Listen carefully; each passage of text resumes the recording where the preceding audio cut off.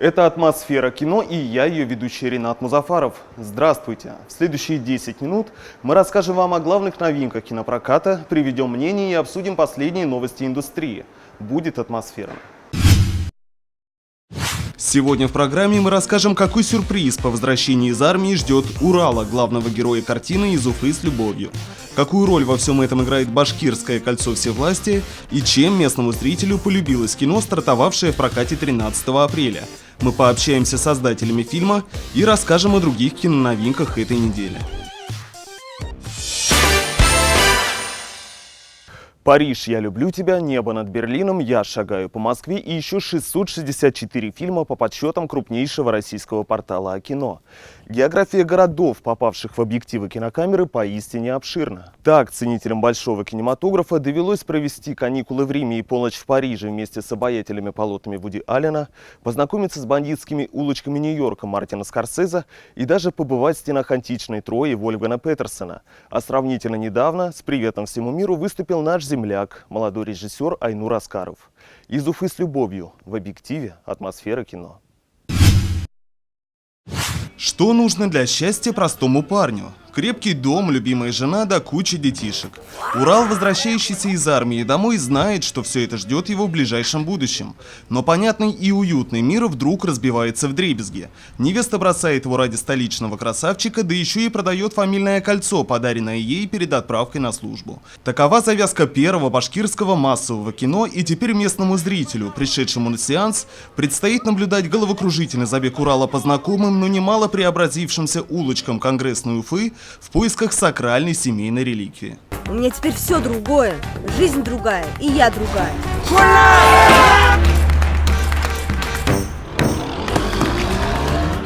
Другая жизнь, другая эпоха, другая Уфа.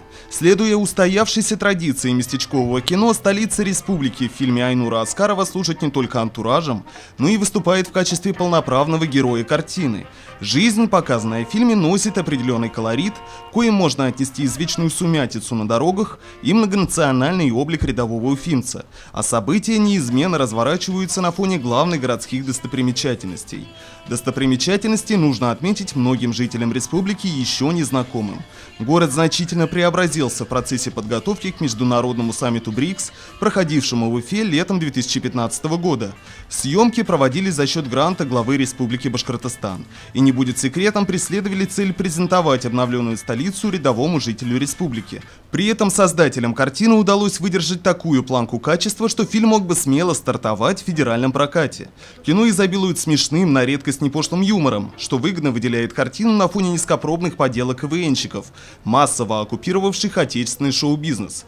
Провинциальный простачок Урал, главный герой картины, неизменно попадает в курьезные ситуации, оказавшись плохо подготовленным к вызовам современного мегаполиса, и увлекает в водоворот событий своих новоиспеченных товарищей. Факс, Улам! Факс! Да потому что мне валить надо, мне с тобой страшно в одном городе находиться! Еще один веский аргумент смотреть кино – это убедительная игра актеров. Юное поколение естественно и свободно чувствует себя в кадре, демонстрируя буйство молодой энергии. Старшие коллеги по цеху отыгрывают свои второстепенные роли с легким оттенком театральности. Однако ощущение достоверности происходящего в кадре такой контраст поколения не портит. Ни один персонаж нельзя назвать плоским или поверхностным. Все экраны и герои получились объемными, что следует вменить заслугу всей творческой команде. Я режиссер, это наш оператор, а это наш бесстрашный каскадер. А как фильм называется? «Из Уфы с любовью». Другой контраст, на сей раз композиционно обоснованный, составляет противопоставление национальных традиций и разнузнанной, своевольной в глазах деревенской свиты Урала жизни в условиях современного мегаполиса. Примечательно, что сам режиссер, уроженец ближайшего Акьяра, на момент полнометражного дебюта успел завоевать признание международных фестивалей, развивая тему этнической идентичности в кино. И здесь угадывается неожиданный подтекст. Пытаясь уберечь семейную реликвию, почитать традиции национального кино, в процессе главный герой картины открывает для себя новые стимулы и горизонты. Подобно тому, как его простодушный Урал обретает свой неожиданный путь, режиссер картины Айнур Аскаров собственным примером заявляет: башкирское кино не обязательно должно быть элитарным. Можно транслировать национальные идеи массовому зрителю, говоря при этом на понятном языке и не пытаясь быть назидательным.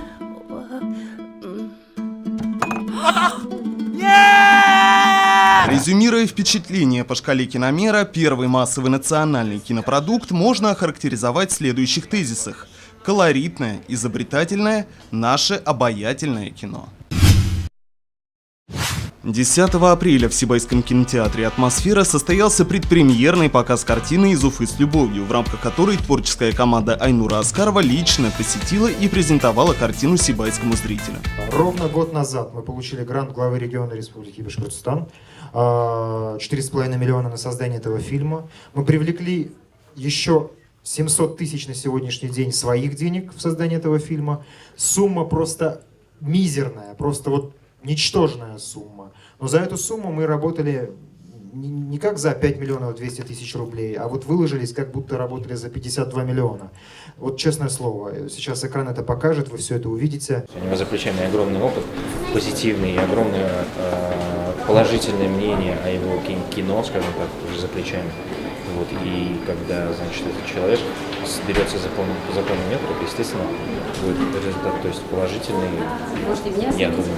И надеюсь, зрителям понравится все. Это красивая Уфа, молодые красивые актеры. Такой формат мы для себя брали, как «Я шагаю по Москве» или «Питер ФМ», такие известные кинокартины, великие кинокартины. Я надеюсь, что мы хотя бы немного приблизились к этим картинам, и зритель получит удовольствие. Это была такая мечта. С самого детства я увлекалась танцами, искусством вообще, в общем. И поэтому то, что я попала в фильм, для меня это огромное такое достижение, я считаю. Конечно, роль небольшая, но с этого все начинается, поэтому все еще в будущем. Урал — это такой несмышленный, на первый взгляд, очень неловкий, разрушающий все вокруг себя человек, который, мне кажется, есть в каждом из нас. Кино о любви к своему городу, о любви к нашим героям, которые живут в этом городе, в этой республике нашей, о просто каких-то таких, ну, вообще, на самом деле, это фильм о становлении человека, как человек из ребенка превращается в личность.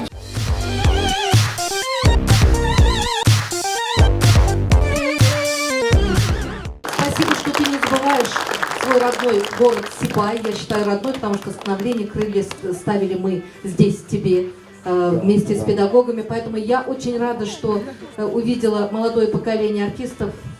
Алмаз Амировтың улыбит. Это великолепная игра. Я так благодарна, такой классный фильм, он такой вкусный. Вот после я посмотрела очень много фильмов, но ваш фильм, он такой непохожий, такой колоритный, такой милли, национальный. Я плакала от того, что так было классно, от того, что почему этого раньше не было, почему так мало. Ты смог, я думаю, со мной зрители тоже согласятся, объединить поколение. Этот фильм будет интересен и молодежи, и более взрослым, поэтому тут очень много драматичных сюжетов. И вот твой фильм — это целое искусство, которое можно... Вот я думаю, многие тут сидели, еще захотят его пересмотреть. Один раз посмотрел, еще раз охота посмотреть, более вникнуть. Всегда легко найти, но по дороге в дивный край.